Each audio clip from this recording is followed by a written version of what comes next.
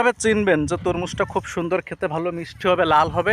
এটা আমরা সরাসরি আজ এই যে তরমুজের যে মালিক আছে আমাদের, আমরা তরমুজ খেতে যাওয়ার জন্য মোংলা থেকে রওনা দিলাম। এখন আমরা মোংলা খেয়াঘাটে আছি। এটা মোংলার খেয়াঘাট। আমরা এখন মোংলা খেয়া পার হব।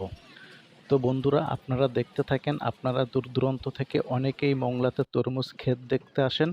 তো মূলত এটা মোংলাতে না, এটা হলো খুলনা জেলার ভিতরে দাকপ এবং লাউডব বাজুয়া যে অঞ্চলটা আছে সেখানেই তরমুজের ক্ষেত। তো আমরা ঘাট পার হয়ে মোংলা বাস স্ট্যান্ডে কিন্তু চলে আসলাম বন্ধুরা। এখন আমরা এই মোংলা বাস স্ট্যান্ড থেকে একটি ভ্যানে করে আমরা লাউডব খেয়াঘাট পর্যন্ত যাব। তো আমরা চলে আসলাম, এটা হলো লাউডব খেয়াঘাট। এখানে তরমুজ আনার জন্য অনেক ট্রাক লাইনে দাঁড়িয়ে আছে। এরা ফেরি পার হয়ে লাউডবের ওপার যাবে, একেবারে বিলের ভিতর গিয়ে তরমুজ ক্ষেত থেকে তরমুজ নিয়ে আসবে। আর আমরা আজকে আপনাদেরকে সেখানেই নিয়ে যাব। তো আমরা ফেরিতে উঠলাম। ফেরিতে আমাদের সাথে আরও অনেক গাড়ি উঠছে দেখছেন আপনারা। এবং ফেরিঘাটের আশেপাশে অনেক মিল ফ্যাক্টরি আছে, গ্যাস কোম্পানি আছে, সিমেন্ট কোম্পানি আছে। তো আসলে দেখার মতো একটি জায়গা এখানে। এখানে আপনারা এমনিতে ঘুরতেও আসতে পারেন বিকেলবেলা। খুব মনোরম পরিবেশ। তো বন্ধুরা দেখছেন, ওটা হলো বসুন্ধরা গ্রুপ, আর এই যে এটা হচ্ছে ওমেরা গ্যাস। তো আমাদের ফেরি ছেড়ে দিল, আমরা ফেরির মাঝামাঝি প্রায় চলে আসলাম। এখন আমরা ফেরি থেকে নামলাম। এটা হলো লাউডব খেয়াঘাট। তো বন্ধুরা দেখছেন, আপনারা অনেকেই কিন্তু ফেরি পার হয়েছেন। আমরা জানি বাংলাদেশে ফেরি একদম ফ্রি। তো এই দেখেন ফেরিতে কিভাবে টোল আদায় করছে। আমরা সিঙ্গেল মানুষ উঠেছি, তারপরেও আমাদের 10 টাকা করে দেওয়া লেগেছে। তো এই যে গাড়িগুলো সিরিয়াল আছে, এরা কিন্তু তরমুজ নিয়ে আসছে ক্ষেত থেকে। এখন আমরা এই রাস্তা ধরেই এগোবো। আমরা কিছু দূর সামনে গিয়ে একটি সুন্দর সাঁকো পেলাম। এই সাঁকো পার হয়ে আমরা রাস্তার ওই পাশে যাব। ওই পাশেই বড় একটি রাস্তা নাকি আছে। তো রাস্তার দুই পাশে ক্ষেত, সেটাই আমরা দেখবো আজকে। তো দেখুন বন্ধুরা, একটি বাড়ি দেখলাম, খুব সুন্দর একটি বাড়ি। বাড়িটি একেবারে আগেরকার দিনের মতো ধান ভরা গোলা, সেই গোলা কিন্তু আছে বাড়ির ভিতরে। আর একটি ফুল চোখে পড়লো, ফুলটি একদম আনকমন। ভিতরে একটি বিসিও আছে, দেখুন বন্ধুরা, কালো একটু বিসি। তো আমরা একটি ইজি বাইক নিয়েছি। আমরা ইজি বাইকে করে আমরা 5 জন ঘুরবো এবং ক্ষেত দেখবো। তো যেতে যেতে আমরা অনেক ক্ষেত রাস্তার দুই পাশে দেখছি। একটি ক্ষেতে আমরা নামলাম তরমুজ খাওয়ার জন্য। এখন এই ক্ষেতের ভিতর গিয়ে দেখব তরমুজ আমরা খেতে পারি কিনা। দেখুন বন্ধুরা, কি সুন্দর তরমুজ কেটে কেটে রেখে দিয়েছে ঘাসের ভিতরে।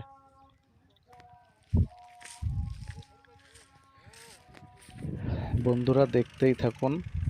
এই দেখুন অসংখ্য লোক, এরা গ্রামের লোকজন তরমুজ খাওয়ার জন্য এখানে এসেছে। অনেকে হাতে করে নিয়ে যাচ্ছে এবং অনেক ব্যাপারীও আছে যারা তরমুজ কিনে কিনে গাড়িতে করে নিয়ে যাচ্ছে। আসলে দেখার মতো একটি পরিবেশ এবং দেখার মতো জিনিস। এটা যারা নিজেদের চোখে না দেখেছেন তারা বিশ্বাসও করতে পারবেন না। তরমুজের খেতে গিয়ে তরমুজ খাওয়া যে কতটা মজার এবং আনন্দের একটি ব্যাপার। বন্ধুরা, এই দেখছেন আমাদের নিচে অসংখ্য তরমুজ আছে। তো তরমুজ ভিতরে লাল হয় বা ভালো হয়, একটা তরমুজ আপনারা কিভাবে চিনবেন যে তরমুজটা খুব সুন্দর, খেতে ভালো, মিষ্টি হবে, লাল হবে? এটা আমরা সরাসরি আজ এই যে তরমুজের যে মালিক আছে আমাদের, ভাই আপনার নামটা কি? আমার নাম মোহাম্মদ আরিফ হাওলাদার। মোহাম্মদ আরিফ হাওলাদার। তো আমরা ভাইয়ের কাছ থেকে শুনবো যে তরমুজ কিভাবে চিনবেন আপনি। আমরা কিভাবে বুঝবো যে তরমুজটা লাল হবে বা মিষ্টি হবে? এই যে তরমুজ থাবা দিলে দেখবেন যে শব্দ হয়।